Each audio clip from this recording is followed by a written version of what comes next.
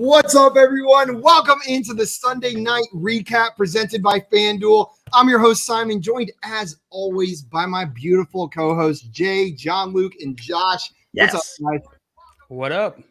Feeling good. This Sunday's games. I feel like we're still kind of living in like a backwards football world. There's still some stuff going on that I don't quite understand. But we're going to walk through all of that today, guys. Before we do that, though, I want to remind everyone watching, if you have not done so already, it was on the loading screen right here. If you're watching this, that means you are already on the FanDuel YouTube or Twitch channels. If you're on YouTube, hit that subscribe button. And if you are on Twitch, hit that follow button. And make sure you go follow FanDuel across all their social platforms. On TikTok, on Facebook, on Instagram, on Twitter, they're at FanDuel. You can find them over there, and there's a whole team of awesome content creators helping you win money and win your leagues. So make sure you are following FanDuel on all of those platforms. Do it. Guys, if you're ready, I think we go ahead and jump into our Sunday night football. What are we calling it? Super party. It's called time. Sunday Night Football. Just they leave it at that. That is what it's called. That is the word I forgot existed was preview. The sequel. That is the word I was looking for. But I figured it out. Sunday Night Football recap. The Sunday Night Football recap, pre-recap. We are fortune tellers over here. But tonight, guys, we have the Kansas City Chiefs versus the Las Vegas Raiders playing each other. The Raiders over the past couple seasons have played spoiler to the Chiefs quite a bit during their successful runs. But this is not the Kansas City Chiefs we've seen the past couple seasons. They're not looking like they are. The number one question I had going into this game, and Jay, we'll start with you. Do you think this is a Patrick Mahomes bounce back game? I say bounce back. He's been killing it for fantasy, but from an NFL perspective, do you think he gets the interceptions under control, leads this Chiefs team well this week? I think it's going to be more of the same that we've seen. I think it's going to be a high-scoring game, but I think it's going to be an ugly game. You know, especially going up against a divisional opponent. Those games seem to always be tough.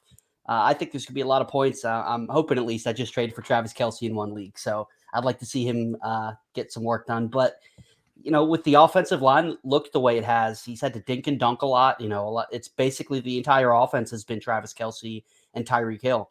So I do think he's going to have a solid game, but I think it's going to be ugly. Josh, what about you? Do you think Patrick Mahomes bounce back, or are you more in line with Jay? I'm close to Jay, but yeah, I expect Patrick Mahomes to have a great game. That's just what I've come to expect over the course of his career. I know there's some things that are just not right with the Chiefs right now, but they have the weapons to do it. Travis Kelce, Tyreek Hill. I expect a very good game out of Patrick Mahomes still.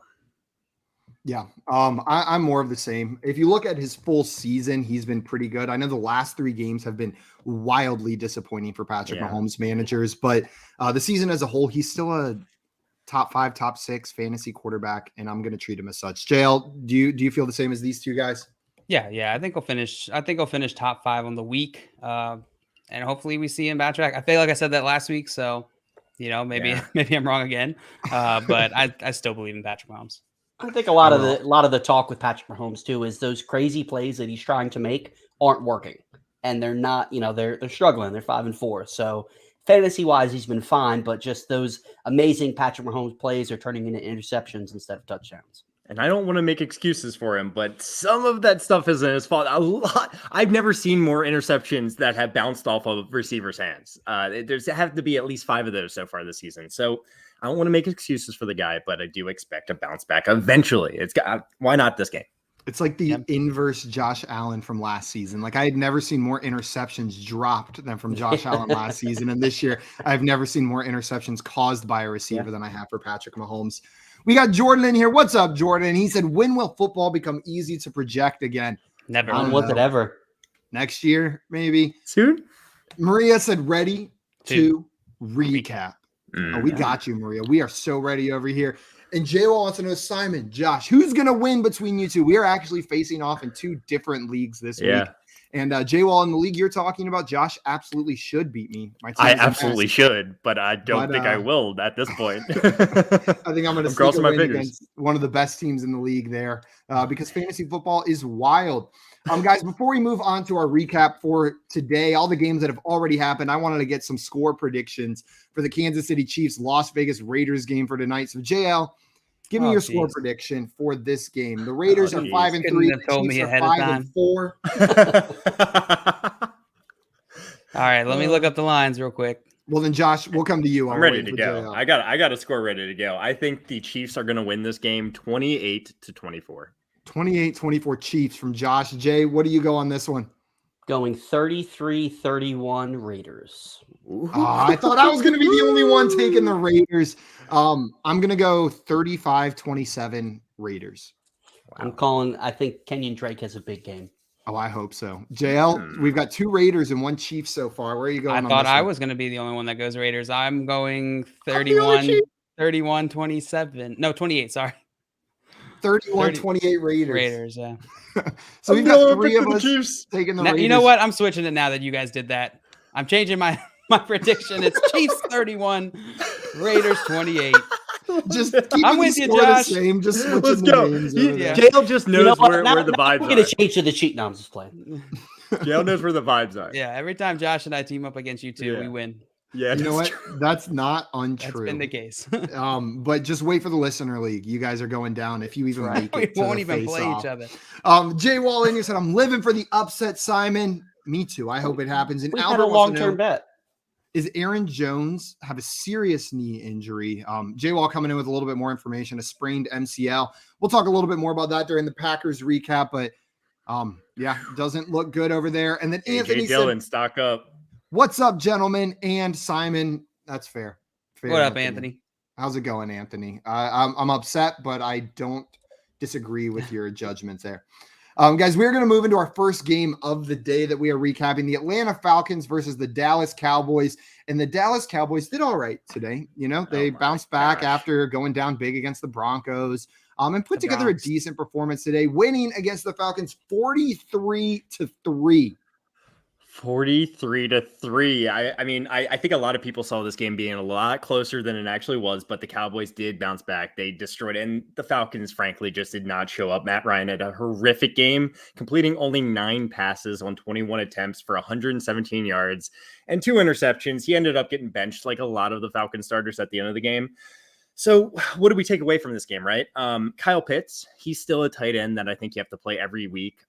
He's a top 6 tight end, locked and loaded. Outside of that, it's Cordero Patterson. I think we were expecting double-digit fantasy points from Cordero Patterson every week, and this is the first week we really haven't seen it. He only had 4 carries for 25 yards, only 1 catch. By far his worst game of the season so far. Wayne Gallman also had 15 carries for 55 yards, while Mike Davis only had 5. My question for you guys is, are you nervous about Cordero Patterson now that we're seeing Wayne Gallman get 15 carries in this game? He was getting those early. Simon, let me come to you here. Are you nervous for Cordero Patterson going forward? Early in the offseason, I thought there was a very real chance Wayne Gallman would take over this backfield because he seemed like the best runner on this team. Not a receiving back, but just the best pure running back on this roster. And you know what? They used him that way this week. I'm not buying into the fact that they are switching the guard. Wayne Gallman's the primary ball carrier. And honestly, I'm not too concerned about Cordero Patterson rest of season. Like, there's the normal nerves you have with a player who kind of breaks out of nowhere. Are we expecting this to continue? Are we not? But he's going to be more involved in the receiving game. The Falcons went down big, had no shot at winning this game. Like you said, a bunch of their starters got benched. If I had to say, are the rest of Cordero Patterson's games going to be more like we've seen the previous 9 weeks or this week going forward? I think it's going to be more like the previous 9 weeks. He'll be more involved in the receiving game. And he's never been the kind of back that like all of his points were made off of the ground game, right? That's not the back he is. He's a legit wide receiver and a legit running back. So even if Wayne Gallman takes over 15 carries a game, Patterson's going to be fine. Yeah, I like what you said there. How about you, Jay? Are you nervous? Do you think Wayne Gallman could be a fantasy play going forward? Do you have any interest in picking up Wayne Gallman possibly? Honestly, no. The only players that I want to play until Calvin Ridley comes back, the only Falcons that I want to play are Kyle Pitts and Cordero Patterson. And I'm not necessarily nervous about Cordero Patterson, but people who thought that he was a running back one, a wide receiver one, yeah, that's out the window because you're going to have these low floor games like this. I think he's still a rock solid, high end RB2, a middle of the road wide receiver 2. That will still have big games because, like Simon said, his production doesn't come from rushing the ball. It comes from catching the ball. And that's going to continue. His defense is very good. They're still going to be in a lot of negative game scripts, which this one just got out of hand too quick for them to even bother trying to compete. So long term, I think for fantasy, he'll be fine. And the best thing about Cordero Patterson, especially in redraft leagues, he was free. So it's not like you had to give up a lot to get him. He was a $1 scratch off that was $1,000 winner. So, it's not like you had to invest a lot to get him. I think you keep him, you hang on to him. He's going to put up solid games. But he's somebody that, if people, there was definitely some people that were thinking that he was going to put up running back one numbers, and that's not going to be the case. Absolutely. And I think that's the big thing here is that we're still starting this guy, right? I think that's the general consensus is we're still starting Cordero Patterson. We still expect really good things going forward, but he doesn't have quite the floor we expected. Do you agree, JL? We're still starting him every week, right? Yeah, I'm not overreacting to one game. I want to see some sustained trend. Now, I do believe in Wayne Gallman's talent. I think, watched him all through college. I believe that he deserves more opportunities than he's been given in the NFL. But I do see him impacting Cordero Patterson possibly going forward for the rest of the season. But I don't think that this is like now Cordero Patterson is no longer as relevant. I think that he'll likely have the same type of production that we've been seeing and also projecting going forward. I mean, to bring up a player that we've talked about already a little bit, I know it was because of injury, but AJ Dillon getting more carries hasn't scared me off of Aaron Jones. Know what I mean? Like, I know they're very different backs, but there can be room in some of these offenses for multiple backs to find success, especially if they're used in different ways. Wayne Gallman and Cordero Patterson are very, very different styles of running back. So I agree. It's a great parallel there, Simon. Yeah, I completely agree. And I think this is probably going to push out Mike Davis more, right? Like this is more of like he's going to be a replacement for Mike. That's exactly what I was just about to say. If anybody, I said it last week, I'm going to say it until his rostership percentage is 0. If you have Mike Davis, just drop him. It's over. Also, a great reminder from FanDuel in here. If you guys have any fantasy questions for us, we love answering questions. We'll be here for the next about an hour, a little bit more, recapping the games. But if you've got questions for us, we will answer them throughout the show. So make sure to throw those in the chat. Also, we got Annie in here saying hello to everyone, minus JL, of course. Thanks, Annie. That's cold. Thanks, Annie. JL, you get no hellos. And Maria was very impressed with the points the Cowboys defense got her this week. Pretty hyped on the Cowboys defense right there. By the way, the Panthers just beat the Cardinals. Ooh, yeah. Well, yeah. That wasn't really a surprise if you were watching part of the game. Of course, but going into the game, just tuning in, if you haven't been paying attention to anything all day, 34-10. So it's officially wrapped up now. Hey, we got a question here in the chat. V. Locken saying, should I trade AJ Brown for Terry McLaurin and Michael Carter? So should I trade AJ Brown for Terry McLaurin and Michael Carter? The value's there, right? For me personally, I think that Michael Carter, he's a back end running back too. If it's a PPR league, I like Michael Carter a lot more, obviously. But we haven't seen Michael Carter with Zach Wilson, which I do expect going forward. So how far away is Terry McLaurin from AJ Brown? Jay, what are you thinking here? AJ Brown for me is a top 10 guy. Terry McLaurin, if he had Ryan Fitzpatrick in there chucking the ball, I'd be a lot more comfortable. And McLaurin's had some good games, but it's been very inconsistent because Taylor Heineke hasn't. He had a couple of decent games, but I'd say Terry is more of a middle, a high end wide receiver 2, middle of the road wide receiver 2, where I see. Even with the down game, AJ Brown is a top 10 wide receiver for me. I think it's fair. If you're in desperate need of a running back, I think it's a solid move. If you don't necessarily need a running back, I would stick with AJ Brown because to me, he's the best player in the deal. For me personally, again, it comes down if you're desperate for a running back. If you need a running back, I'm fine with this trade. I would do this trade, and I love AJ Brown. Yeah, I think it's a fair enough trade.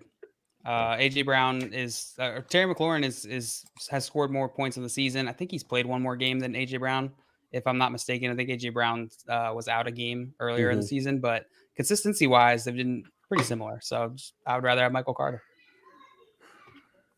How about you, Simon? You have any input here? I think I'm a little bit higher on Michael Carter than the rest of you guys the rest of the season. So I would definitely take the Terry Michael Carter side. I think Terry and AJ Brown are close enough for me to grab a very startable running back out of the deal. An RB2 rest of the season in my eyes. Like that's not nothing, an RB2.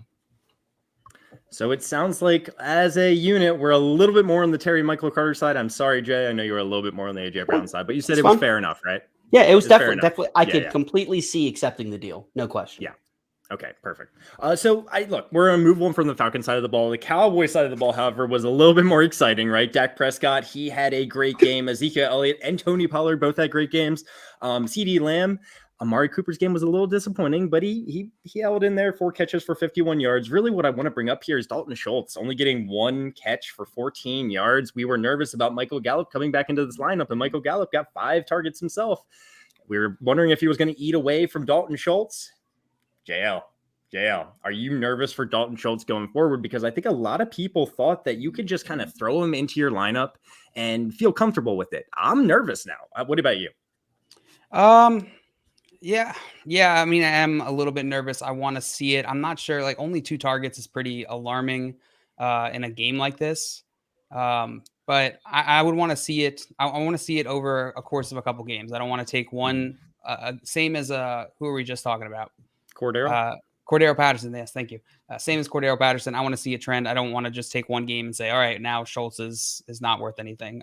But he's absolutely on alert here. Yeah. How about you, Simon? The way I see this playing out, this Cowboys offense in any given week cannot support Amari Cooper, CeeDee Lamb, Michael Gallup, and Dalton Schultz. All 4 of them cannot have good fantasy weeks, but I think they can get 2 or 3 of them to have good fantasy weeks on any given week. And you know what? I think it's going to be a rotating cast of who performs. Like, Dalton Schultz will still have his games. Michael Gallup's going to have his games. And then CeeDee Lamb and Amari Cooper are probably going to be your most consistent options for this Cowboys receiving game. But the target share that Dalton Schultz was getting prior to this week with Michael Gallup back, I don't think is going to be as consistent as we saw it through the first 9 weeks of the season. Now, I will tell you this. Dalton Schultz only had 2 targets. The other target was a barely missed touchdown grab. He could have had a touchdown here, and then maybe we're having a different conversation here, right, guys? But again, the targets are what kind of we love to see. I think he kind of goes back into that boomer bust, needs a kind of touchdown tight end category. Jay, do you agree? You literally took the words right from my mouth. We were talking about before we came on the show, Freiermuth Day, where, there's this big, if you don't have one of the elite tight ends, there's this big group of guys that you're expecting about 8 points from. And if they get a touchdown, you're happy for that week. And that's where I think he fits, especially in this explosive offense. And Simon, like you said, it's hard for this offense, as good as it is with all the receiving options, to support everybody. Well, there was also 9 catches from the running back position, 3 from Zeke, 6 from Tony Pollard. So you throw that in there as well. It's going to be hit or miss for, the lower options on the receiving game for the Cowboys. I think we'll start to see a carousel. I think we'll like next week it'll switch, and Dalton Schultz will have the highest targets, and CeeDee Lamb will have none, or Michael Gallup will have none. I think that's what we're going to start to see here, because that's what we've kind of seen the rest of the season. I'll fight you. I will fight you on that one too. I think that I think CeeDee Lamb is the only guy who I think he's taken over as, I was big on Amari Cooper this offseason, and I still think he'll be fine, but there's no doubt in my mind that CeeDee Lamb is the alpha on this offense. He's so good. He'll disappear. He'll disappear at times, right? We've seen it a couple of times throughout the season, but again, he's still getting it seems like even the games he disappears, he's still getting a really good percentage of the targets. It just seems like those are off Dak games a little bit, if anything. Yeah. I don't know. Between him and Lamb and Cooper, like their target share is pretty close. Lamb does have like 1 or 2 percentage point more on the season and in the last 3 games. Yeah. Well, I mean, otherwise, I think we're starting our studs. We're still starting Amari Cooper pretty confidently as a running back, wide receiver 2 more. CeeDee Lamb closer to that wide receiver 1, but maybe a back end wide receiver 1, if anything, maybe a front end wide receiver 2. And we're feeling comfortable starting Zeke. So, the studs studded out. Stud. And you know what? You say that like it's expected. We have not been able to say that about a lot of teams over the past couple of weeks. Mm-hmm. It's been some weird players coming out performing. It was nice to see the top dogs on this team who you expect to come out perform well. Yeah. Did you guys know Corey Clement is on this team? I did not until this moment. I just learned that right now. So if you guys are ready, I say we go ahead and move on to our next game. The next game we've got is the Washington football team upset over the Tampa Bay Buccaneers. Final score of 29-19 in this one. Yeah, so we'll start with the Washington football team. Even though they did win, Taylor Heinicke did okay. 256 passing yards. He had 1 passing touchdown. Mclaurin had an okay day as well. 6 catches, 59 yards. So you would hope from a little more, especially, against this porous passing defense for the Buccaneers. But Antonio Gibson lives again. 64 rushing yards, 2 touchdowns, 2 catches for 14 yards. So, Simon, we'll start with you here. Is this an opportunity to sell high on Antonio Gibson? Or are you holding and expecting similar production for the rest of the year? It is so baffling to me. Antonio Gibson, who has disappeared and disappointed all year, puts together this game against the Buccaneers rush defense. Like, of all weeks to come out and put together a game like this was probably the week he was benched the most. Like, 9 weeks disappointing. He goes against one of the best rush defenses in the entire league and has a 2 touchdown game. Absolutely nuts. Now, that being said, yeah, I agree. Or the first thing you said, I would be trying to sell Antonio Gibson if at all possible in redraft leagues right now. Yes, he did have the 2 touchdown game, but he only had 64 yards on 24 carries. That's less than 3 yards a carry. It's not like he was wildly efficient on the ground. He just got the touchdowns, and that saved his game. I'm not expecting this kind of performance from Antonio Gibson going forward. This isn't a precursor to what I expect rest of season. I think Jarrett Patterson will still be involved. JD McKissick's still the receiving back. This was just a great game for Gibson. Great game for Gibson. Yeah. So it's really, there's so many factors here. He only had 2.6 yards per carry, but again, it was against a great defense. And for some reason they decided to give him 24 carries, by far his most carries of the season. And he has this slightly fractured chin. So I'm trying to think about this. Do I sell high? Maybe he's overcoming the injury a little bit. I don't know how he's doing that mid-season, but they're deciding to give him all this work all of a sudden. I wish he was a little bit more involved in the passing game. If it was me personally, yeah, if I could get a return for Antonio Gibson off the back of this game, I would be selling. JL? Yeah, I think that's fine. If you can he's like a sell high if you can. You know, I don't know that you'll be able to, and if not, I think he's a fine hold too. I agree with Josh. The 24 attempts is definitely we haven't seen that in since week 5. He had the closest thing was he had 20 attempts. So the last 3 or 4 weeks, not including their bye week, he just hasn't been getting that many attempts. So what does that mean? Either the coaching staff or him are more confident in his ability to not get injured here. So. Yeah. Staying on the same team, just curious here. Antonio Gibson or Terry McLaurin? Would you trade Gibson straight up for McLaurin right now? I'd rather have McLaurin. Yeah, not taking into account positional scarcity here. Right. Yeah. Same. Just wanted to see where that temperature check was. Yeah, and I'm with you guys. I think I wouldn't trade Antonio Gibson at a discount, but if you can get somebody who's healthy, I'm concerned about, like you said, Josh, that shin injury. Everything that I've read. All the doctors are saying that this isn't something that's going to get better until he's able to take time off. It's not going to happen till the end of the year. So I'm with you. I think your sell window is opened up. Don't necessarily, give him up for 50 cents on the dollar, but it's something you should explore. How about for Fournette? I would take Fournette. Josh, would you please stop taking my questions? Oh, I'm sorry. I'm just looking at this game stats right now, and I'm like comparing the two. I think I would take Fournette, honestly, just because I'm concerned about that shin holding up the rest of the season. Fournette, what was it? 8 receptions? That's nuts. I'll take the guy involved in the receiving game. Yeah, I will too. That sucks to say, but yeah, I will. It's crazy. I'll take Fournette. Yeah, we're bringing up low numbers for JD McKissick today. Yeah, 2 carries for 4 yards, 4 receptions on 4 targets for 35 yards. That is interesting. The usage between Gibson and McKissick is, I think, very interesting in this game. Do you guys expect that to stay like this moving forward? Do you expect to see McKissick get as involved as he was earlier in the season? I think it's a game script thing. They were up most of the game, and they didn't need their pass catching back in as much. They needed their rushing back in, which is not something they're used to. And I don't think it's anything, and no one expected it. I was going to say, and I fully projected them to be struggling in the rush game, be down and have to pass the ball. This seemed like it screamed a McKissick game, and here we go with Antonio Gibson. DeAndre Carter got 6 targets. He got more than McKissick. What sense does that make? It's just one of those things. But on the other side of the football, Tom Brady was rusty today. 220 passing yards, 2 touchdowns, 2 interceptions.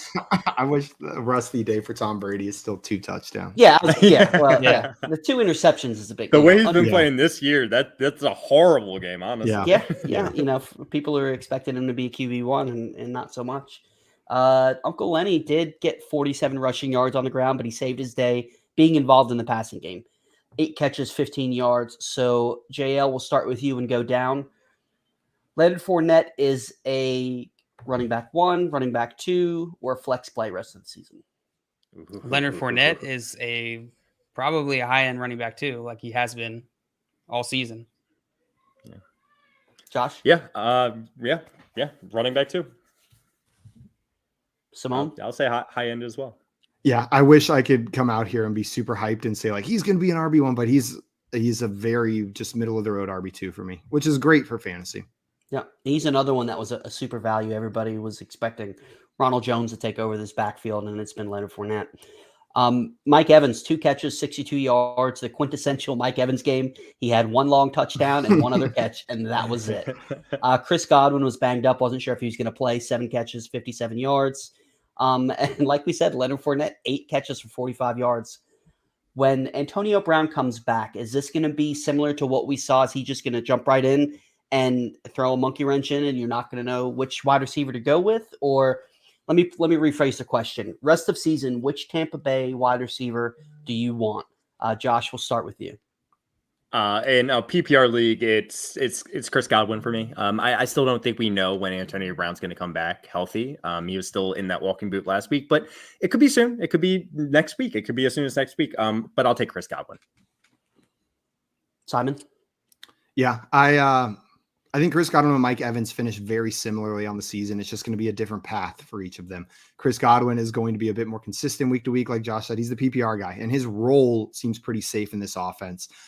Mike Evans, from week to week, there's going to be higher variance, but he's going to have bigger games than Chris Godwin does probably.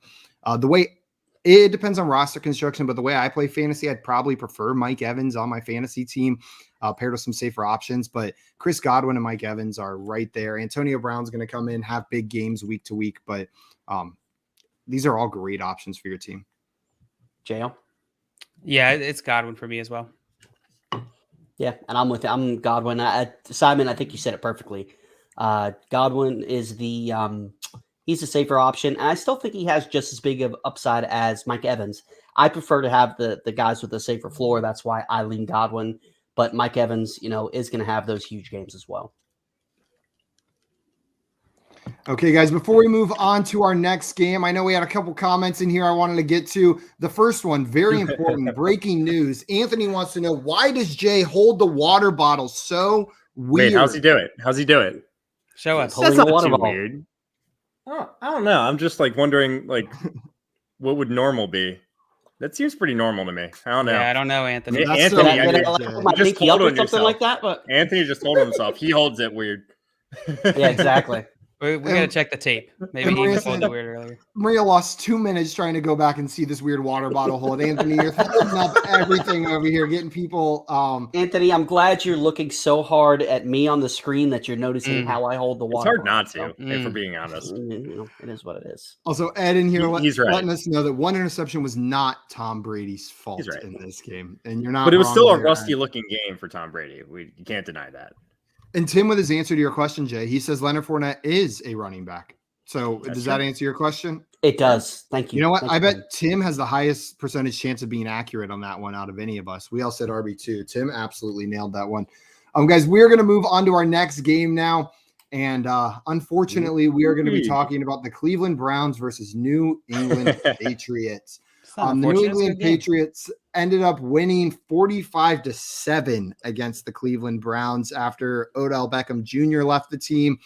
I said those two together. I don't think they're related at all. I was about to say. There is absolutely zero correlation or causation between those two things.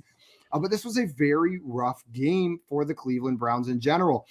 We are going to start on the Cleveland side of this ball, though. And the first thing I wanted to bring up, Dearness Johnson, given the opportunity again to be the sole lead back in this offense. And yet again, he put up another great fantasy performance. So my question for you guys is, if Dearness Johnson is the lead back, is he just the start? If Nick Chubb, Kareem Hunt around, is Dearness Johnson just a player you plug in, no questions asked? Josh, how do you feel about Dearness Johnson? Yeah, if Nick Chubb or Kareem Hunt can't go, you're starting Dearness Johnson. He's a locked and loaded running back too. If you told me Nick Chubb and Kareem Hunt were out for the rest of the season, I would slot him in right around probably James Robinson, a little bit behind him. That's how I feel about Dearness Johnson. Yeah, JL, are you in agreement with Josh on the evaluation of Dearness Johnson? Yeah, absolutely. He's the 8th most attempts out of all running backs this week. It's just pretty significant. 19 attempps. And that run first offense, I would want whoever is leading the backfield there. That was going to be my next Let's talk question. about the pass catching. My next question was going to be, Jay, is this Dearness Johnson or is it just this Browns rushing attack and they plugged in? This is the guy they're plugging in. I think it's this. I think it's a system. I think they're just plugging in this guy. So I agree with everything that's been said, other than ranking him close to James Robinson for the rest of the season if those guys were out. Because as much as I hated on James Robinson in the offseason, I'm very high in him right now. But I don't necessarily believe in the talent. But as we know in fantasy, volume is king. And if Hunt and Chubb are out, they've shown that they're not afraid to give Dearness Johnson the volume. I got something to say to this. I remember, Simon, you and I discussed this when Dearness Johnson first got started a couple of weeks ago. And I was thinking he was going to have a good game. And he started having this good game. We were having this conversation. I think it's just this Browns run scheme is good, kind of like the 49ers run scheme. They just know how to get the running back going. They have a good blocking scheme. It's just set up for fantasy success from the running back position. Yeah, I tend to agree with you. And I think that's purposeful. The Browns have tried to build their team that way, and it's showing with their 2 stud running backs out. They're still getting it done on the ground. But that was about the only positive thing to come from the Browns side of this game. All of the receiving options were pretty poo-poo unless you happen to start Austin Hooper, which, man, if you were starting Austin Hooper this week in a redraft or dynasty league, you must have been really struggling, but it worked out for you there.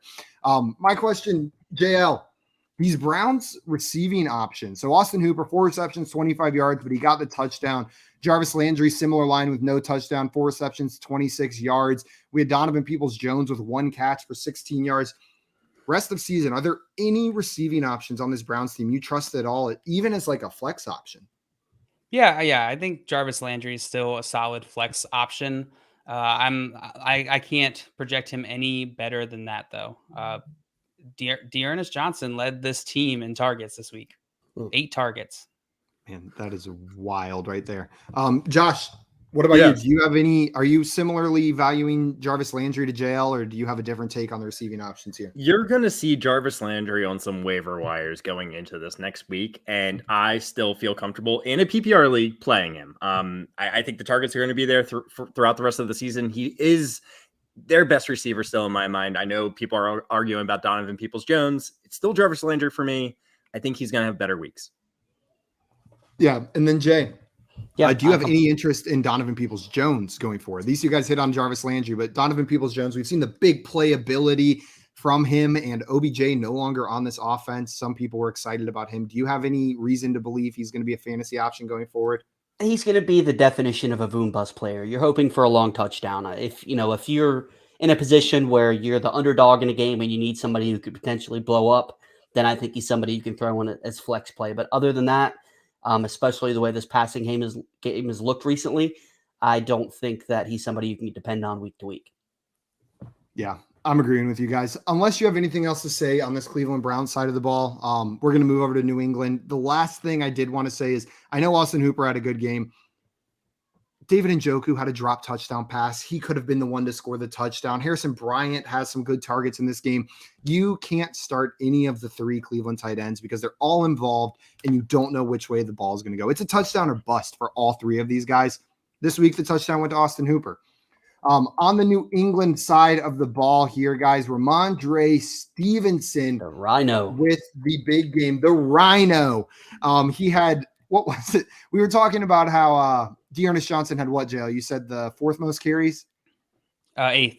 8th most carries. Well, Ramondre Stevenson was one of the 7 backs ahead of him with 20 carries for 100 yards and 2 rush touchdowns. He was actually right in front of him. Dearness Johnson had 19.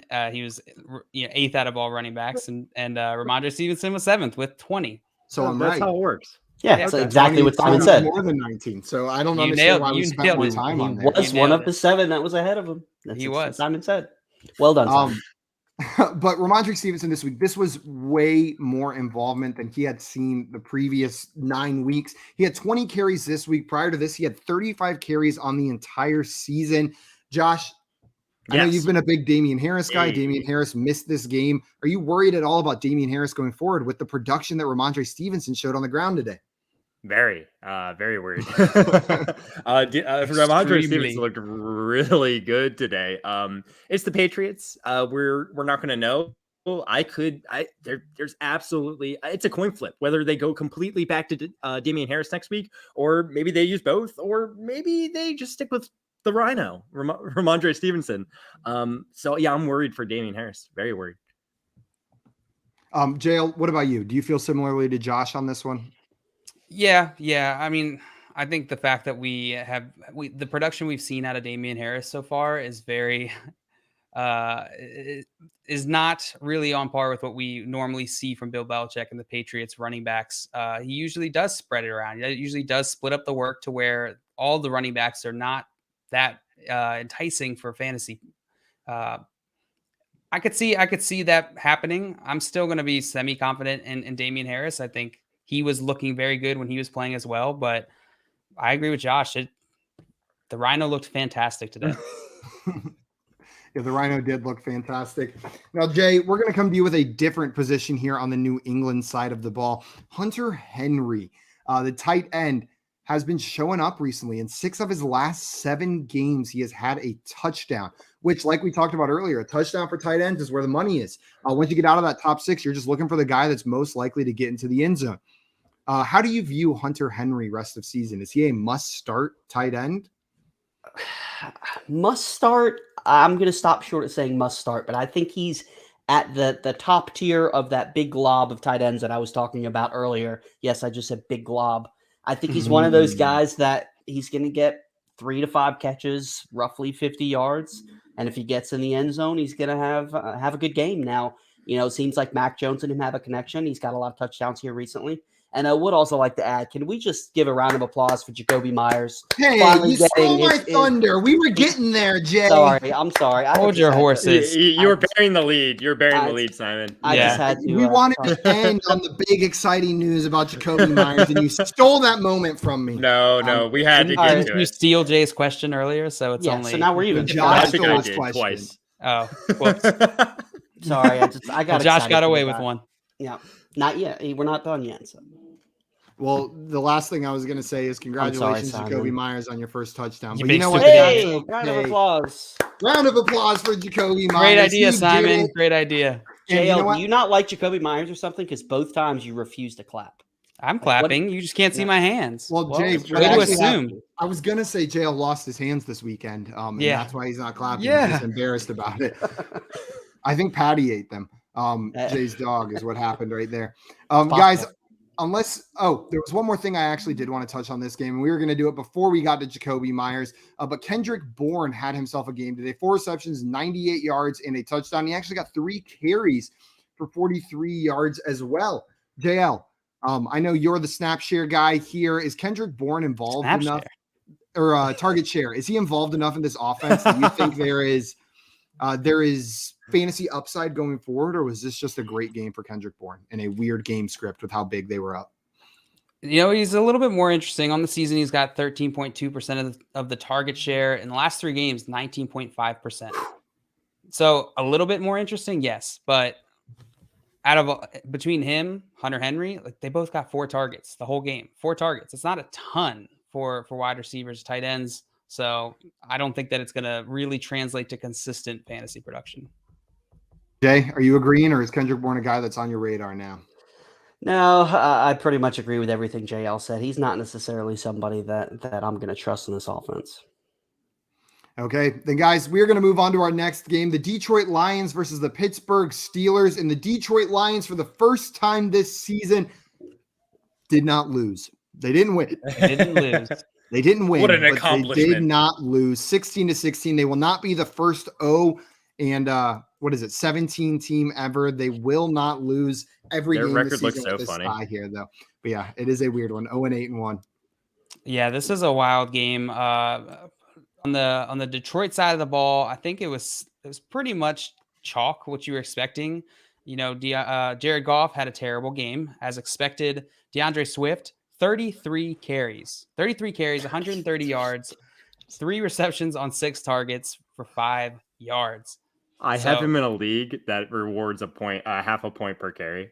Oh my goodness. So you got like 15 or 16 points just for existing. It was crazy. It was crazy. Wow. We gotta hold on. FanDuel just summed it up perfectly. This game was a walking Benny Hill song. That is the perfect way to describe this game. Absolutely fantastic. The perfect way, yeah. And so DeAndre Swift, some backup running backs got some touchdowns, probably not even worth noting, more one-offs. Amon St. Brown, 4 receptions for 6 on 6 targets for 61 yards. I think he's in that same sort of category that we've talked about before. But the only really interesting, unexpected performance on this team was Hockenson. Posted a dud. 0 receptions on 1 target. Josh, are you concerned at all for TJ Hockenson going forward? Am I concerned for him? Not really. It sucks to see. I feel like he's still a lock and loaded starter for your fantasy team. Look, there's again, we always talk about this tier of about 6 tight ends. It's Travis Kelce, Kyle Pitts, Darren Waller, George Kittle, Mark Andrews, and TJ Hockenson is still in that tier for me, but he's at the bottom of the tier and he's the next man out. So am I concerned for him? A little bit. The offense is not very good, but I still think the targets will be there going forward. I still am starting TJ Hockenson. What about you, Simon? How do you feel about TJ Hockenson going forward? Yeah, he's in that top 6 tight end tier. You start him each and every week. This was a dud game, but like you said, we had some weird touchdowns too from backup running backs. The touchdowns aren't always going to go that direction. It was raining. There was some weird vibes going on that made it 16-16. This was just a weird game overall. Hawkinson's fine. Like, you don't ask these questions if Waller puts up a dud. Know what I mean? You keep starting him, and Hawkinson's close enough to that tier that I'm going to keep on starting him week in, week out. You agree, Jay? I agree exactly the way Josh put it. I think he's still in that top tier for me, but I mean, you have to move him to the bottom of it. And if this continues, and honestly, I don't think it's going to get any better until they bench Jared Goff. I think he's shown that he was a Sean McVay product, and it's ugly right now. You can't trust the only player on Detroit you can trust right now is DeAndre Swift. That's it. You know, Amon-Ra St. Brown was looking decent in a few games, but until Is it going to get better when they bench him, though? Because David Blau's the backup quarterback. It can't get worse. Just go out there, and chuck it. So it can't be any worse than Goff. Dan Campbell is standing behind Jared Goff, said in the post-game press conference that they felt it was the right move not to bench him. So I guess we'll see. But moving to the other side of the ball, Ray McLeod led the Pittsburgh wide receivers in targets and PPR fantasy points. Go Tigers. Go Tigers. I just saw the smile we just marinate on that JL and Simon's faces when we brought up Ray McLeod. I have a feeling I know why this might have taken place. Okay. So with Claypool and Juju out, Josh, let me ask you, is McLeod worth picking up this week? Or is this are your theories around this game? Yes. So I'm going to say no, he is not worth picking up. That's because I do believe that Ben Roethlisberger will be the starter going forward. And I think that Ray McLeod had such a good game because Mason Rudolph targeted him. He had 12 targets? 9 targets. Catches? Yep. 9 catches on 12 targets for 63 yards. I'm not 100% sure about this, but I have a feeling that they practice with each other quite a bit because they're both backups, right? You're right. So once Big Ben comes back, I do not expect this level of production for Ray McLeod. He'll be back to muffin punts for the Steelers. Now we might have. I believe it was reported today that Big Ben is symptomatic with this. He has COVID. That's why he missed this game, and that he is symptomatic this week, which could prolong. We might not see him next week, depending on how his recovery progresses. So you could get a week out of him. Do you really want a 1 week Ray McLeod start? I'll take any Ray McLeod I can get. I'll take every single raindrop out of that cloud. I'll take a quarter. Fair. If you told me Mason Rudolph's going to start a quarter next week, I'd be JL, the league that we co-manage a team, we're not picking up Ray McLeod. I'm just saying that right. We'll see about that. Deontay Johnson had a pretty good game. 7 receptions on 13 targets, 83 yards, and a very costly fumble. I was going to say Yeah, I don't know if there's much to take away from that. James Washington also had a good game. I think your theory, Josh, it might check out. I think that's might be why we saw James Washington and Marion McLeod have good games. Pat Freiermuth, he did not have a good game. 5 receptions, 5 receptions on 9 targets and 31 yards, and a costly fumble. Do you think that this is because of Mason Rudolph or Eric Ebron being back? What caused Pat Freiermuth to not have a great game? What do you think, Jay? I think he had a game that you would expect. I think people were having unrealistic expectations with Freiermuth. He had 2 amazing weeks, but he's in that glob. Yes, I said glob again, of guys that you're going to get 8 to 10 points and you're hoping for a touchdown. 5 receptions, 31 yards, 8 points. If he would have caught a touchdown, even with a fumble, nobody would be saying anything about Freiermuth. So I think he's solid. I think he's somebody who is a back-end starter. But people who are expecting him to be making that jump into, the top tier of tight ends, that's not going to be the case. What do you think, Josh? I know you've been pretty high on Freiermuth going into this week. I mean, Jay kind of summed it up. 9 targets for your tight end is fantastic. Yeah. So going into next week, unless, again, we talked about the top 6 tier of tight ends, unless it's one of those guys, I'm probably still starting Pat Freiermuth. Yep. He's near the top of that glob, as Jay put it. He's not in the top 6, but he's at the very tippy top of that glob. And Brian in here saying COVID shoulder, same thing. Just to clarify, Big Ben was placed on the COVID reserve list, which is why he didn't play.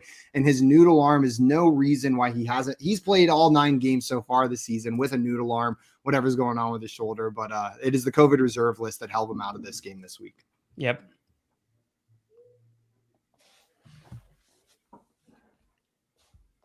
And that's it. That's all you had to say. You just stopped talking. I ended a sentence. I said held him out this week. The sentence was over. Period. Sorry, do I need to say period at the end of my sentences so you know I'm done?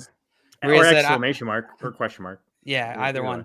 Any of those will do. Maria said, I'll take every raindrop out of that cloud. She's going to embroider that on a pillow once I learn to embroider. Tim said, shut your fryer mouth, Joey. Shut your fryer mouth. Shut your fryer mouth. Oh my. Moving on to the Buffalo and the Jets game. Yeah. Okay, guys, we will move on to the Buffalo versus New York Jets game next. One second. So Buffalo won 45-17 in this game. 5-3 Buffalo Bills beating up on the New York Jets 2-6. This game actually was not living in backwards world like some of the other games we've seen recently. Yeah, I mean, this game really another one that wasn't all that exciting. That it kind of sums up this week, it feels like. But hey, Buffalo won. We kind of expected that, right? At least I think most people did. On the Buffalo side of the ball, Josh Allen, he had a very good game. Maybe you would expect more rushing attempts, more rushing yards, but he didn't need to run because he beat up on the Jets. So he had a very solid game. At the running back position, Matt Breida. Where did he come from, guys? Matt Breida, 3 carries, 28 yards and a touchdown, and then 3 catches on 3 targets for 22 yards and another touchdown. He also had a fumble. But Zack Moss and Devin Singletary were very involved as well. This running back position has been a mess all year for the Buffalo Bills, and Matt Breida is just making it more confusing. We were like this is the one matchup where you're like, they're playing the Jets. Maybe they can have a good game. But Matt Breida comes in. No one started Matt Breida, guys. Do you feel comfortable starting any Bills running back going forward? Jay, let me come to you with this one. How do you feel about the Bills running back situation right now? I was starting to feel comfortable with Zack Moss simply because he was getting the passing work, but that's changed, So honestly, you can't. I think this is exactly the Bills backfield that we thought in this offseason. It's going to be a Singletary game. It's going to be a Moss game. Apparently it's going to be a Matt Breida game. Josh Allen is the running back 1, and the rest you're just basically hoping that it's their game. So, if you need if you're in desperation mode, you need a bye week replacement or a flex, if they've got a good matchup, maybe, but you're not starting any of them with confidence. I honestly think Jay summed it up perfectly. Unless someone else has to add anything, I think it's a mess. I don't think you can start any of these guys feeling good about it. You can throw in one of them and cross your fingers. It's not Matt Breida for me, though. Zack Moss was an RB3 flex option prior to this week, and he's an RB3 flex option going forward. That's the only running back you can have any confidence in. Fair. Yeah, I'm a little interested in Devin Singletary in like an emergency flex, like situation in the right matchup. I think you can probably throw him in, but yeah, Ooh, otherwise I'm with you guys. it sounds like you might like Devin Singletary more than Zack Moss going for JL. No, I do not. Never mind. Like, you dare put words in my mouth. I was gonna have you and Simon fight about this, but never mind. We'll I move would on. not. I refuse to fight about Zack Moss and Devin Singletary. Like I have no strong. on that hill. Even if JL did say Devin Singletary over Zack Moss rest of the season, I would have said, okay. Like that would have been. Sure. Simon, you want to fight about real estate law or any other things that don't matter at all? Yeah. Before we go on to the next point, Josh, we did have a question in here from Come Here Now Beach 89. Do you like Elijah Mitchell tomorrow? Person on bottom is not here. Matt McCarthy is not here. Yeah, but I guess I'm on the bottom. You're now, the so person I on will bottom answer. now, you know? And yeah, Elijah Mitchell is a great start tomorrow. I am trusting him in the way you can trust any running back that's not Christian McCaffrey, Alvin Kamara, Dalvin Cook going forward. Intimately. He's getting the work for a decent offense. You got to keep starting him. And you can tell him all your deep dark secrets, and he can keep a good secret. So it's true. Yeah, I view him as a middle end RB2 here this week. Yeah, I mean at this point, like you're not changing it. Feel good about it. Cross your fingers. Elijah Mitchell's got this though. He's gonna have a good game. He should. Also, Come Here Beach, saying, hope your games went well. Well, if you're talking NFL, no, they went horribly. The Browns got beat. And if you're I'm a talking Ravens fan. If you're talking fantasy, fantasy, it also went pretty poorly this week. So, man, my week is great. My week went great because the Giants were on bye, so they couldn't lose. So. I fantasy week myself, actually. Fantasy week. But hey, guys, back to this game. Bills versus Jets. Bills destroyed the Jets like I just said. Stephon Diggs. He just had, I believe, to be his best game of the season. Yes, it is his best game of the season. He had 13 targets, 8 catches, 162 yards, and 1 touchdown. Hey, JL, you're vibing to Stephon Diggs coming into this game. I said it in our rankings. Stephon Diggs into like that elite category, like right next to Tyreek Hill, Devontae Adams. He's got these types of names. No, I mean he's still behind them. He's still behind them realistically. Not one game is not going to change that, but I do think that this should hopefully quell some. And it's against the Jets, which I know a lot of people are saying. Like the Jets have done good against wide receivers this season. Yeah, so. But the more and more the more games I see, the more I think Josh's theory is correct here that it's because the Jets are so bad that teams don't need to use their wide receivers. I don't think we're just using points allowed metric to gauge that, and I don't think that's super accurate in this case. And I said that going into this week, which is why I had Stephon Diggs in my top 5, and we saw that play out. I think he's right where he belongs, right where we were all expecting him to be going into the season. Now, how about these other Bills receiving options? Cole Beasley, 2 catches. Emmanuel Sanders, 2 catches.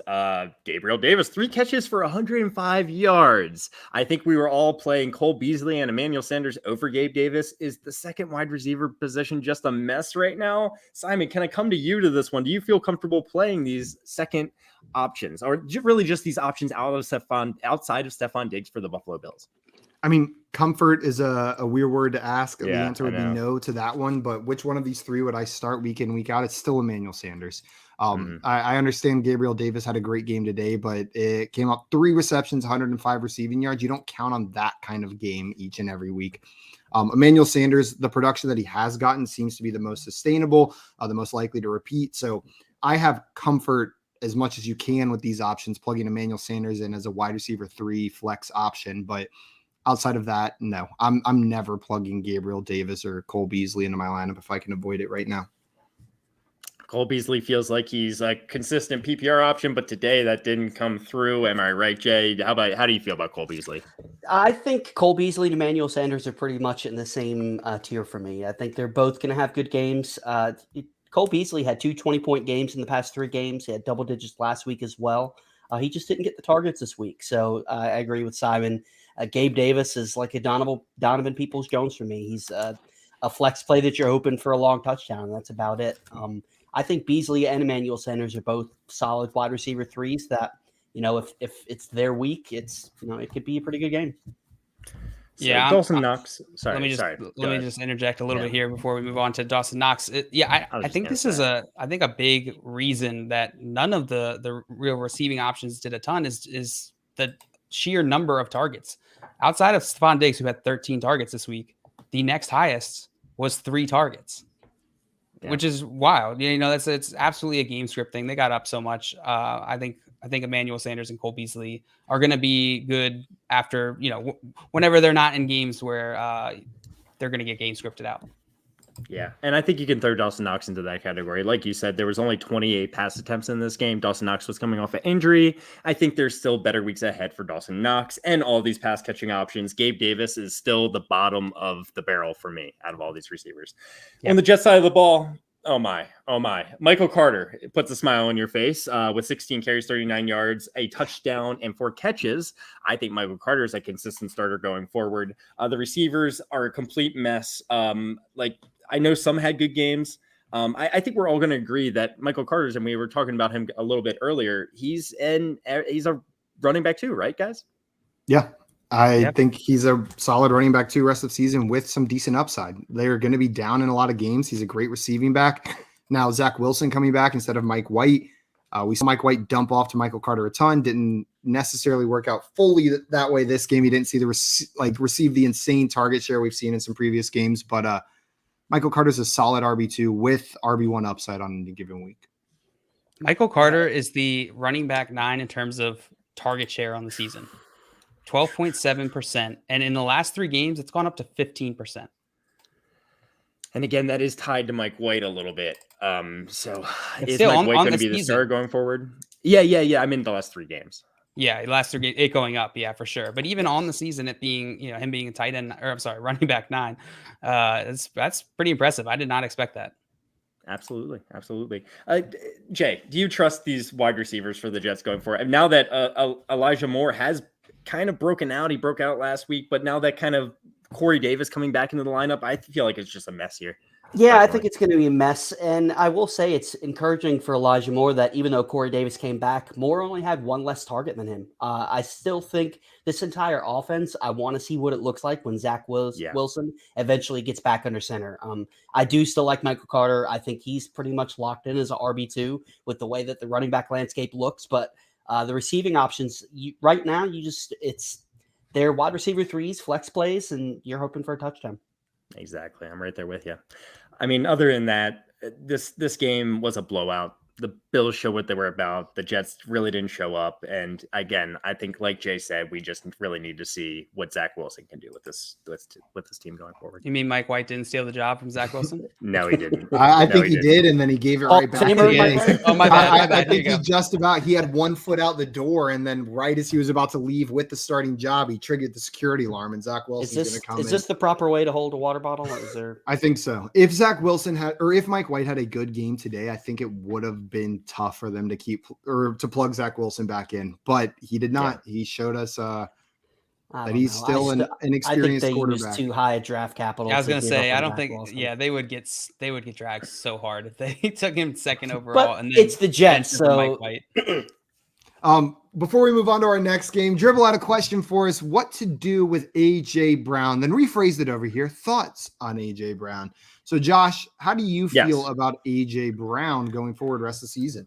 I'm still confident in AJ Brown. I know he had a bad week this week against the Saints. I'm not sure if Marshawn Lattimore followed him around the field, but again, it's probably part of it. He only had 1 catch for 16 yards, but look at his past few weeks. He's been killing it. You're starting AJ Brown with a lot of confidence going into next week. I mean, you're not trying to sell him right now because you'll be selling low. So I'm still very confident in AJ Brown. Full agree. And I have a feeling all 4 of us are going to say the same thing on that one. Anyone disagree? Nope. AJ Brown's a stud. Keep him. If somehow you can buy low after this week, by all means. 40 targets in the past 4 games. Yeah. I was going to say in the last 3 games, his target share 30.6%, which is the 4th highest amongst wide receivers. I can't believe that's only 4th. That's only 4th. Yeah. We also got Ray in here. Also, Ray, nice KK slider picture. I'm digging it. Says my opponent has Stafford and Odell left. Daniel KK Slider's the dog from Animal Crossing who sings songs. He comes and visits, plays concerts for you. I knew that. You did know that. But he has Daniel Carlson and Van Jefferson going up against Stafford and Odell, and he is ahead by 14 points. Does he have a chance? Jay, if you were a betting man and you had to bet $100 on one side of this outcome, which side would you be taking? I think I got to go with the Stafford and Odell side. And the thing is, if Van Jefferson has a good game, it's going to come from Matthew Stafford.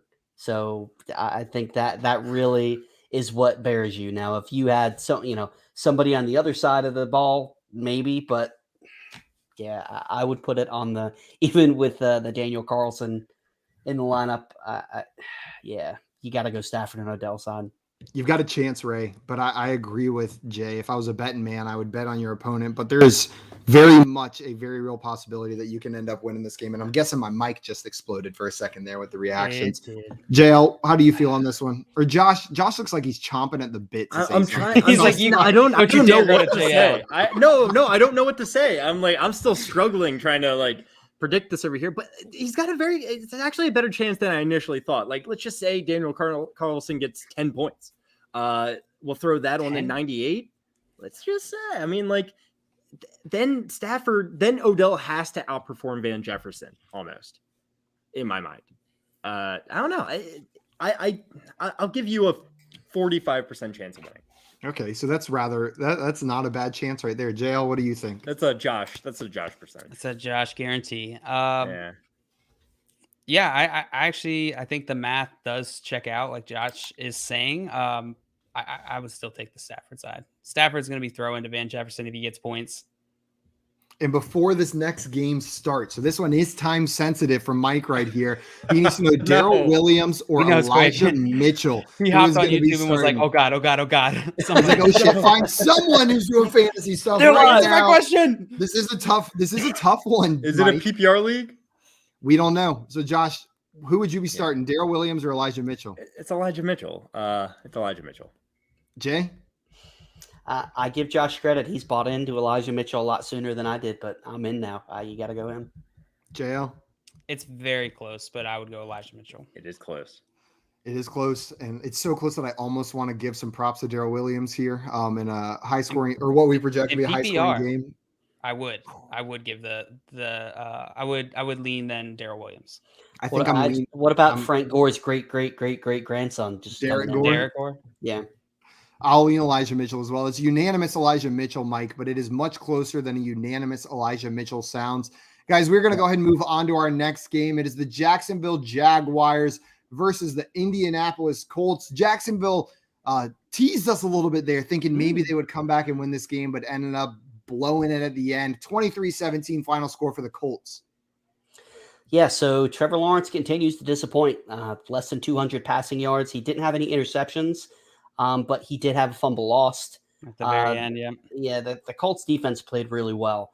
Jamal Agnew, I think I'm saying that right. I'm not very good at that name. That sounds good to me. 3 rushes, 79 yards. He ran for 66 yards, rushed for a touchdown. He's everything that I thought Laviska Shenault was going to be. I'll just go ahead and say and admit it. But I will say Laviska Shenault did lead the team in targets. So if they're able to get this passing game going, eventually maybe he can have some value, but that's give up on it, Jay. Give up on it, Jay. Give up on it. I'm joking. But I was a big Laviska fan too. I know you were too. Did Jamal Agnew not get any receiving work? He got 5 targets. 5 targets and no catches. No catches. Wow. Yeah. They just looked off. The only thing that was really running back stat line. It was James Robinson. Like I said earlier, I was out on him, and the reason is he still wasn't. 4.8 for 12 rushes, 57 yards, a 4.8 yards per carry. That's okay. It's average, but it's not great. You got the touchdown. What has been given him so much value is his usage in the passing game. 5 targets, 4 catches, 27 yards. That adds basically a touchdown to his stat line. So JL, will start with you. James Robinson, is he a running back 1 or a running back 2 the rest of the season? I think he's a running back, probably low end running back 1 if he continues to get the volume that he's getting. I think more realistically, he's going to end up as a high end running back 2 though. Josh? He's a high end running back 2 for me. He's an RB1 for me. I think with the volume he's getting in this offense rest of the season, even if it's a pretty poor offense, he's a back end RB1 in my eyes. It's not that different from what these guys are saying. It's the difference between RB11 and RB14, but I'll give him the nod and say I think he's a top 12 back rest of the season.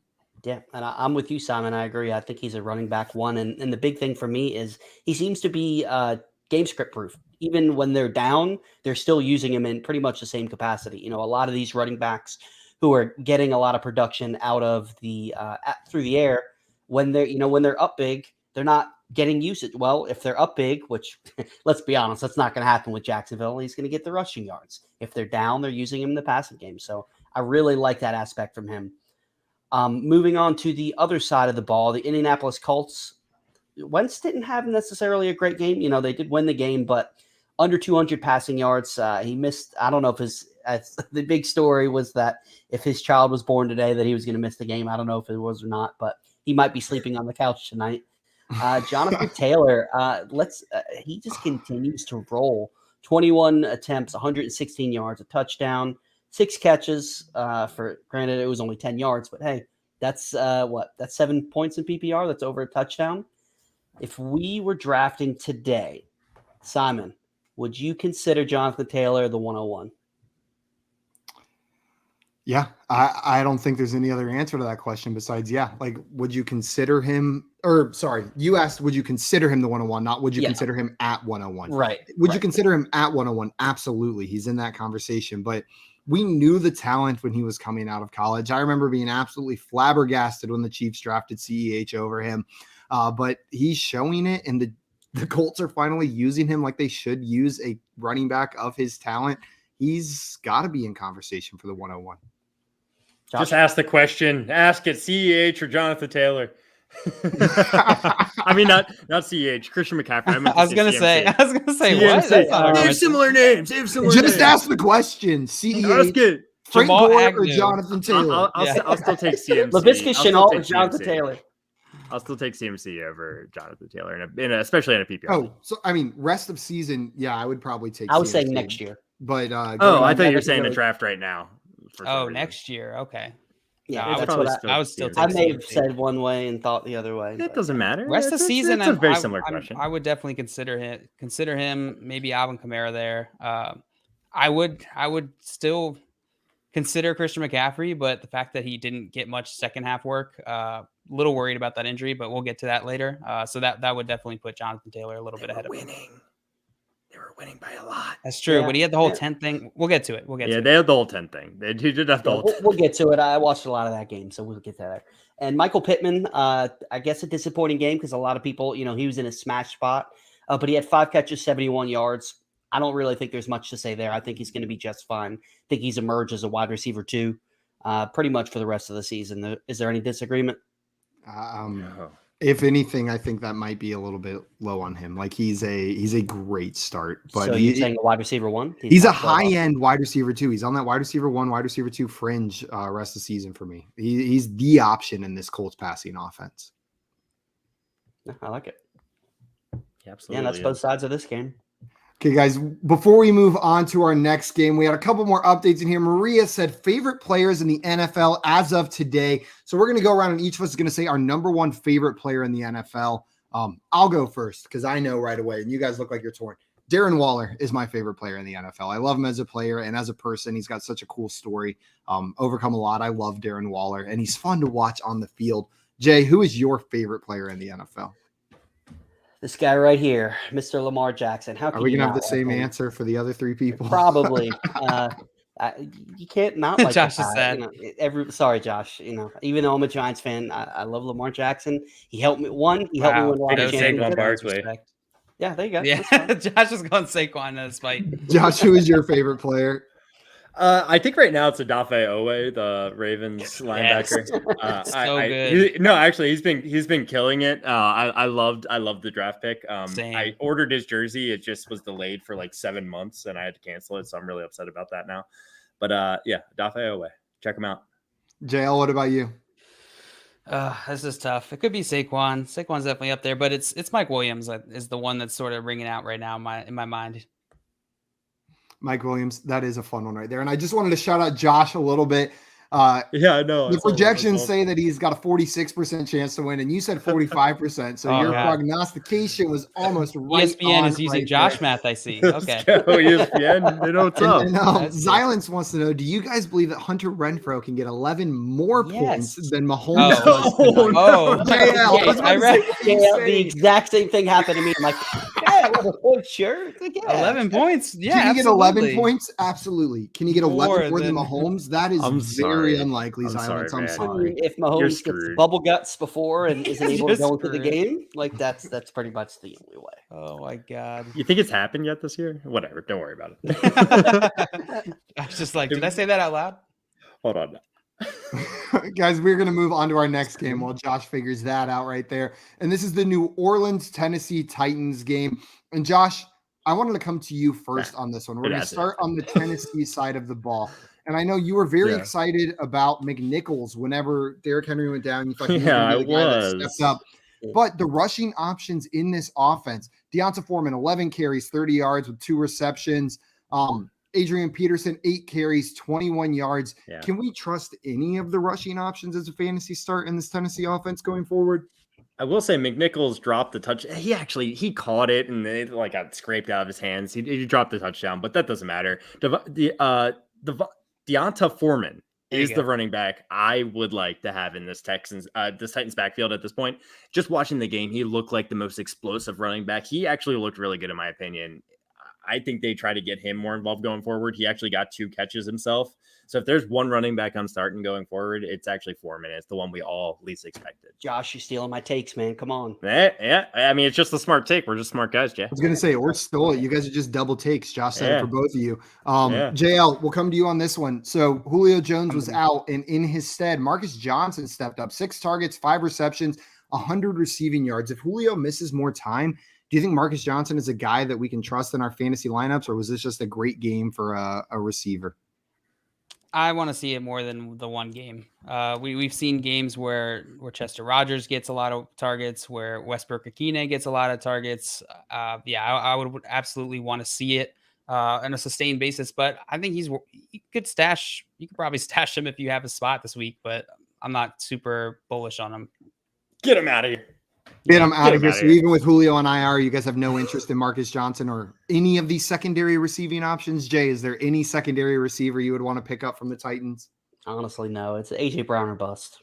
Okay, A.J. Brown or bust. And we're going to move on to the New Orleans side of this ball. And Jay, we're going to start with you on this one. And this is a simple question. So Trevor Simeon put up a line, 19 for 34, 298 yards, and 2 touchdowns today. MVP. Who's the starting quarterback for the Saints rest of season? Is it Trevor Simeon or is Taysom Hill going to take over? I think if he continues to play like this, he good, not great. I think it's got to be Trevor Simeon. He made some really impressive throws. The offense, and this was without Alvin Kamara. Mark Ingram was in the backfield. So I think he's bought himself a few more games, honestly. Josh, are you agreeing there?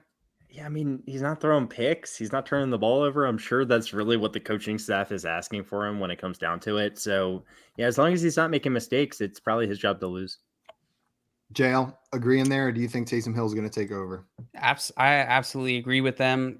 The Titans they look fantastic. The last couple weeks, they have really all season, they've looked great. As an offense, oh gosh, something in my eye. The fact that the Saints got so close to beating them this week, I think is a testament to Trevor Simeon, how well he played. He passed the eye test. Watching him play today, he passed the eye test. His accuracy looked good. He was hitting his targets. And his receivers, he doesn't have a lot of weapons right now. And so the fact that he's putting together these games against a pretty good Titans team with virtually no real help or support in terms of from the skill position players is saying something. Yeah, I'm agreeing with you there. And Josh, talking about the New Orleans skill position players, these receivers. So this week we had Traquan Smith, 4 receptions, 44 yards, and a touchdown. Marquez Callaway, 2 receptions, 37 yards, and a touchdown. Which of these receiving options for New Orleans do you trust the most in your fantasy lineups, and who has the highest upside? Am I allowed to say none? Am I allowed You to can say none. Yeah. That's what I thought. So yeah. I don't trust any of these receivers in the New Orleans Saints offense still. I trust the starting running back, who's hopefully Alvin Kamara going forward. But if it's Mark Ingram, you trust Mark Ingram? If it's Ingram, I do trust Ingram. I do. Yeah. I trust him going into this game. But at the wide receiver position, I don't trust any of these guys. Who has the most upside? Maybe Traquan Smith. I just believe he's the most polished receiver all in all. But, again, they're all about the same to me. But if I had to choose one, it'd probably be Traquan Smith. Traquan Smith. Guys, or JL, do you agree with that? Would you pick Traquan Smith out of these options, or are you on the Marquez Callaway side? Or it could be one of the tight ends, Troutman, Johnson. Honestly, Deontay Harris has been consistent. Deontay Harris is the name I was going to bring up, is that he's the one that I might be interested in out of these three, but really no strong interest between the three of them. Yeah. Guys, if you are ready, we're going to go ahead and move on to our next game, the Philadelphia Eagles versus the Denver Broncos in this one. The Eagles ended up winning 30-13. They did. They did. Oh wait, okay. This is my game. Gotcha. So the Philadelphia Eagles, yeah. A peek behind the curtain. To be fair, you were traded this game, so yeah. No, yeah. Okay. So I mean, Jalen Hurts. Jalen Hurts looked good. He looked good. I don't know what else there is to say. He looked good. He's a fantasy touchdowns. He's not great in the NFL necessarily. We've seen some really bad games from him, but week in, week out, if he throws at least a touchdown pass, he's a top 5 quarterback option with that rushing upside. 178 throw yards. It doesn't matter if he only throws for 178 yards. Get a touchdown rush for 50, and he's a great quarterback option. I mean, I've been saying for weeks, though, at the running back position, we're not going to be able to trust any of these guys, and that's more or less what happened. And look, they didn't look bad. I'm not saying they look bad, but it's just it's a mess. It's a mess. Only Boston Scott got 2 catches. Jordan Howard, he had 12 carries for 83 yards, but Boston Scott had the best fantasy game. I don't trust any of these guys. Do you, Simon? Do you trust any of these running backs going forward? I said earlier, I forget who was on the call when we were watching the games together. I said the thing that has made me angriest this entire season is the Philadelphia Eagles running back core. Nothing has made sense. We talked about it last week. Miles Sanders was not getting the carries. They weren't getting the running and going. He goes down. Kenneth Gainwell, who was stealing touches from him, we assume is going to take over as the lead back, and then bam, Boston Scott, Jordan Howard take over. I don't know what to make of it week in, week out. You can shoot your shot if you want. I want Boston Scott and Jordan Howard. Boston Scott's probably the guy I would trust the most based on how they've used him the past couple weeks. But, man, I am just so confused and upset about their usage of Kenneth Gainwell with Miles Sanders being out. And then Miles Sanders is coming back. I don't know what that's going to do to this backfield. Are they going to keep running the ball as much and give the work to him? I'm baffled. I'm baffled at the running back usage by this offense week in, week out. Boston Scott was pretty efficient. He was. 11 attempts, 81 yards, and the Denver run defense is no slouch. They're good. So that's a little bit encouraging. But you're right. The Kenneth Gainwell stuff, that does not make any sense to me. Like, did he eat Sirianni's cereal or something, or take his lunch out of the fridge? I'm not sure. And Albert saying Miles Sanders expected back next week. So that's going to throw a wrench into everything we've been doing with the Philadelphia Eagles running backs. I think he was asking. Yeah. Oh, is he expected back next week? And from what I've seen, I think he sent out a snap face or Instapic or whatever saying, I'm back. Oh, yes, I know. That was the most boomer joke ever, Jay. That was a boomer joke. My face was on TikTok. I think it was on TikTok. He said, I'm back. So whether he is or not, there's nothing official, but he was sending out pictures in social media saying that he was. Yeah, this backfield's just a mess. But you know what's not a mess? Devonta Smith, the connection he has with Jalen Hurts.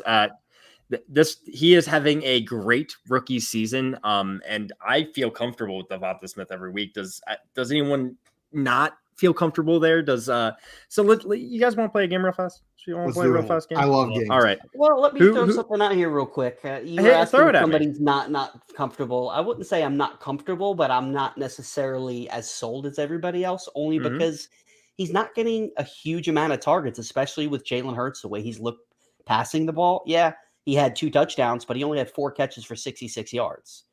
He's only like the past 3 games, he's had 6 targets, 3 targets.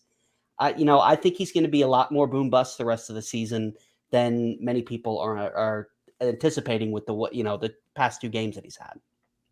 Yeah, I mean, well, who would you rather have, Brandon Cooks or Devonta Smith? Devonta Smith. Oh man. Okay, so how about T. Higgins or Devonta Smith? T. Higgins. Oh wow. Okay. All right. So that was a Owen Wilson wow in there. I like that. We beat him. Wow. Believe it or not, guys, I'd rather have both Brandon Cooks and T. Higgins over Devonta Smith. Brandon Cooks. So we're unanimous. Yeah. Except for the Brandon Cooks one. Josh Except for is the on the Brandon opposite side there. Okay. But yeah, so all in all, this was, hold on, let's get this on the Denver side of the ball. Well, I do want to mention that Dallas Goedert also got knocked out of the game. So don't put too much stock in his 2 catches for 28 yards. You got to keep an eye on what this injury looks like. But on the Denver side of the ball, it was a mess. They did not look good on the offensive side of the ball, but Melvin Gordon and Javonte Williams both looked pretty solid, but it doesn't look like there's going to be any separation between these two going forward. Guys, is this where we're at? True or false? Melvin Gordon and Javonte Williams are the same going forward in fantasy. Simon, what do you think? Yeah, true. I mean, they're both RB2s in this offense. If one of them would get the full workload, they'd be an RB1. No questions asked. Both of them. It doesn't matter which one they gave it to. But the way they're using them now, it makes perfect sense for this Denver Broncos offense to keep running Javonte Williams and Melvin Gordon the way they are. It's frustrating for fantasy, but they're both good backs. They're both relatively efficient with the work they're being given, and they're going to continue to use them that way. They're RB2s. Yeah. No, I think it's also true. Jerry Jeudy was the most efficient receiver, like we've seen. Cortland Sutton, he's been a mess. I don't even know if you can feel comfortable starting Cortland Sutton. But other than that, Noah Fant got 5 catches, 6 targets, 59 yards, and that's the Broncos side of the ball here. I gotta say, PPR, Cortland Sutton has not gotten more than 10 points in the last 4 weeks. And you know who was there 3 of those weeks? Jerry Jeudy. I still think. How do you explain the first week then, Jay? Magic. Anxiety about Jerry Jeudy. Yeah, exactly. He said, shit. I better get people ready for when Jerry Jeudy comes back. Ease him into this. This expectation. I think Jerry Jeudy is still, I put out a video earlier this week. I think he's still a screaming buy low. I do think the offense is going to have better days. He had his most targets on the season with 9 targets. I think he's the alpha in this wide receiver core, and I think he can put up wide receiver 2 numbers very easily. I full agree with you, Jay, and I think in a dynasty format, if people are still valuing Jerry Jeudy low, go try to trade for him right now. When you talk about the best route runners in the NFL, I'm not going to sit here and say Jerry Jeudy is number 1, but he's a name that has to be brought up whenever you talk about just running clean routes, and that is an underappreciated skill for receivers. I love Jerry Jeudy, and I'm sorry, Cortland. And he loves you too. He does. Yeah, we talked on the phone in my dreams the other day. Guys, we are going to move on to the next game, Carolina versus Arizona in this one. And Carolina got up big and stayed up 34-10, the final score over the 8-1 Arizona Cardinals without Kyler Murray this week. The player everybody wants to talk about this week, Colt McCoy. Terrace Marshall. Cam Newton came back in his first 2 touches, had 2 touchdowns, a rushing touchdown, and then they faked the run and he threw the ball. I want to jump right into this question because I think there's a lot of good conversation to be had. JL, will start with you and go down. Cam Newton, where do you rank him for the rest of the season? Oh, God. That's impossible to do. Considering that he is not I don't care. QB there today, and I'm assuming that he starts next week. I would hope He's so. the starter next week. Rest of the season, said they're Kirk giving Cousins him or the Cam Newton. Kirk Cousins. Yeah, Kirk Cousins. Okay. I'm going Kirk Cousins. Oh, it's close though with what the rushing Cam does. Yeah, and they said they're giving him an opportunity to win the job for 2022. Hey, man, we said earlier rumor. Jalen Hurts is a cheat code for fantasy football. He's not good. I think Cam Newton's rushing ability is better. He's got a better chance to get a rushing touchdown on any given week than any other quarterback in the NFL. Hey. He's a top 12 option rest of season if he's the starter. He's got better wide receivers. He's got arguably the best running back in his backfield. I'm not happy about it, but like Cam Newton, if he's the starter for the Panthers, he's the top 12 fantasy option rest of the season because of the way rushing and rushing touchdowns are counted for fantasy quarterbacks. Josh? Yeah, he's not top 12 for me. He's a top end running quarterback 2 kind of deal for me. So yeah, like Simon said, as long as the touchdowns are flowing and the injuries aren't a hitting, and Christian McCaffrey isn't scoring all the touchdowns, yeah, he's going to be good in fantasy. Yeah, I tend to agree with you, Josh. It seems like we're on the same page today. But yeah, I do think Simon, I agree. If he goes out there and looks the way that he did the first half of the season last year with the Patriots, I think he can be a top 12 option. But until I see him do it, I'm going to put him, 15, 18, around that mark. Somebody who, if he is somehow still available in any league, he's definitely worth picking up because he still does have that upside, especially with the rushing production. So do you know who QB 15 on the season through 9 weeks is? Mac Jones. Teddy Bridgewater. Would you rather Cam Newton or Teddy Bridgewater rest of the season? Cam Newton. Yeah, but I'm not ranking Teddy Bridgewater as the number 15 quarterback. Okay, that's fair. That's fair. He's more like, I'm just saying, we say not top 12, then we look at the guys 13, 14, 15, and I think Cam Newton has to fall in there. But yeah, I think we're in the same range, just different by a couple spots. And even though he did have a little bit of a scare, he went into the blue tent. Christian McCaffrey does Christian McCaffrey things. 13 rushes, 95 yards. He did not get the rushing touchdown that went to Cam Newton and Chuba Hubbard. He had 10 catches for 66 yards. He's back to being the top tier option that everybody expected when he's going to be on the field. Is there any concern? Like I said, he went into the blue tent. He was seen on the sideline trying to, it looks like, I think somebody fell on his leg. He was working on, rubbing, using a football to try to work out the cramp or whatever it was in his hammy. Are you concerned about him being able to stay healthy the rest of the season with this usage? JL, we'll start with you. Yeah, I mean, it's a hamstring injury and those can linger. So there's absolutely concern there, but he looked great when he was playing this game. I think Josh mentioned earlier the game script might have helped them to be able to not need to push him too hard in the second half of this game, but it's normal concern. And if he's playing, he's Christian McCaffrey, so you're playing him. It's kind of he makes it really easy for any fantasy managers out there. Yep. Josh? Yeah, I feel I'm not worried about Christian McCaffrey. I guarantee he plays the rest of the season. He doesn't get injured. I can absolutely guarantee that. Okay. Why you say it like that? I'm joking. It's just I don't know. I think he'll be fine. I really do. Do. Simon? Yeah, I'm not too concerned. If they're playing him, I assume he's fine, and I think the Panthers will manage his workload if necessary. But I mean, we look at this today. He didn't score a touchdown, and he got over 20 fantasy points. You can't be too concerned. Come on, 13 carries, and he's going to still get you over 20 fantasy points. Yep, I'm absolutely all in on Christian McCaffrey. Yep, and what was encouraging too is that the game was pretty much out of hand, and even after he went into the tent, he still went back into the game. So. Yep.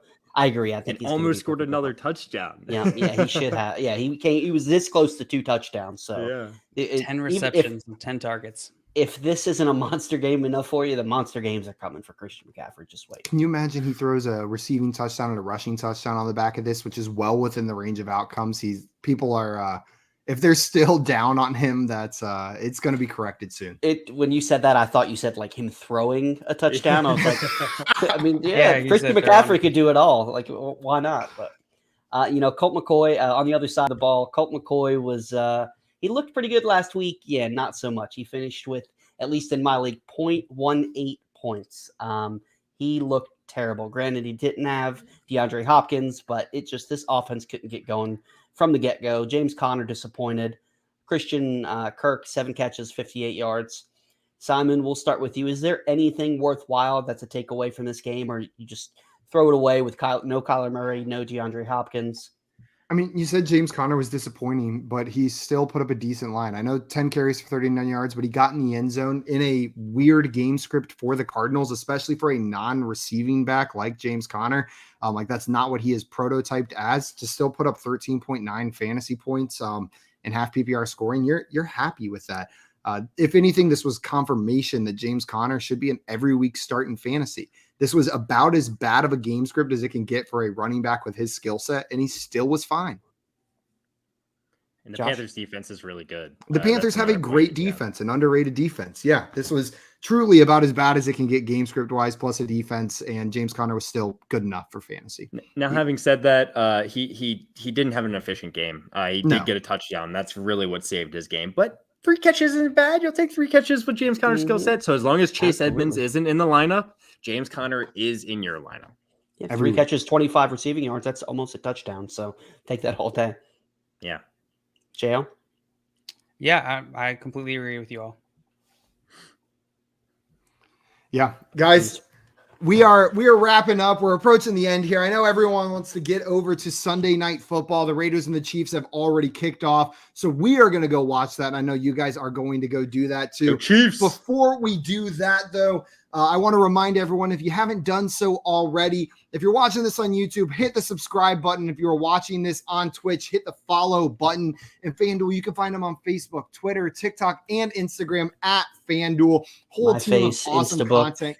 My Face, Instabook, Space Face, all of the boomer jokes. You can find them over there too. Before we jump, guys, real quick, we're going to rapid fire answer Silence's question. Okay. Will Dawson Knox be worth keeping? Josh, do you think Dawson Knox is worth keeping the rest of the season? Yeah, I'd give it at least one more week. See if he gets more involved coming off this injury. Yes, he is worth keeping. JL? Yep, I'm with Josh. Jay? Yep. And you got a unanimous yes, Silence. I don't think it was coincidence what Dawson Knox was doing to start the season, so hold on to him a little bit more. We are out of here for this week, though. Thank you, everyone, for tuning in. We will be back next week, same time, same place, so make sure to come hang out for the Sunday night recap next week. Until then, adios, everybody. Bye-bye. Peace.